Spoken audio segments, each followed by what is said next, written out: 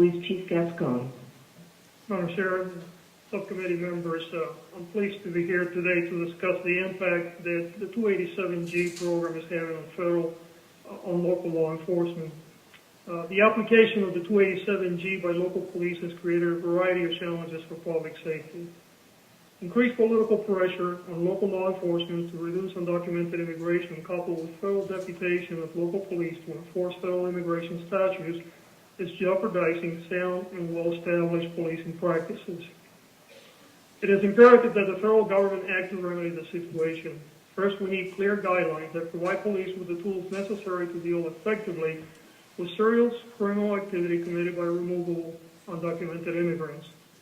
Second, we need to ensure that any federally sponsored program for this purpose contains clearly stated constitutional protections to ensure communities and individuals are not being racially profiled.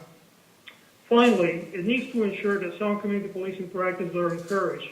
To do so, positive and respectful public engagement and partnerships must be embedded into any federally supported process aimed at addressing serious criminality by undocumented immigrants through the use of local police.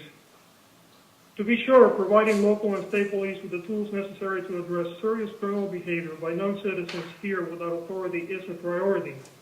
Our police officers need the tools and support necessary to do their jobs safely. To that end, fact access to relevant information concerning wanted criminal aliens must be made available to police field personnel so that they can protect themselves and our communities. Currently, that level of information is not readily available in the field for police officer personnel, regardless of their 287G status. At the same time, the constitutional concerns created by the current state of affairs should be troubling to all of us. The impact on local law enforcement in this politically charged environment can be devastating. In some cases, it is setting the police profession back to the 1950s and 60s, when police officers were sometimes viewed as in minority communities as the enemy. According to Mr. Stanton, Director of Homeland Security and Justice of the Governmental Accountability Office, the main objective of the 287G program is to enhance the safety and security of communities by addressing serious criminal activity committed by removable aliens. Unfortunately, in some cases, enforcement decisions are being based on politics instead of professional public safety concerns, and the goal of dealing with serious criminal activity has been replaced by a numbers game. Often, this politically motivated enforcement efforts are placing officers in harm's way, leading to accusations of police misconduct. The impact of the 287G program in some predominantly Hispanic communities has been equally problematic.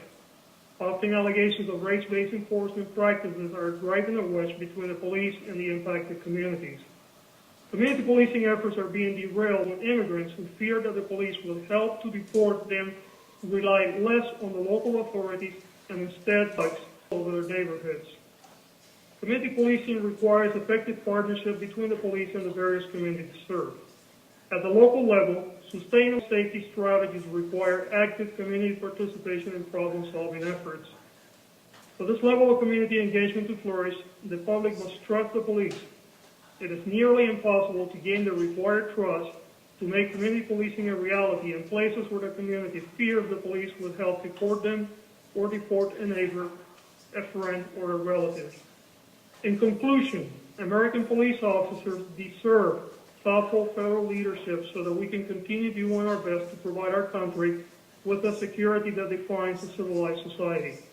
In the case of the 287G program, any future participation should be predicated on clearly stated guidelines that, number one, ensure that all field officers of the concerned agency have immediate access to information regarding non-citizens who are charged with or convicted of serious criminal conduct.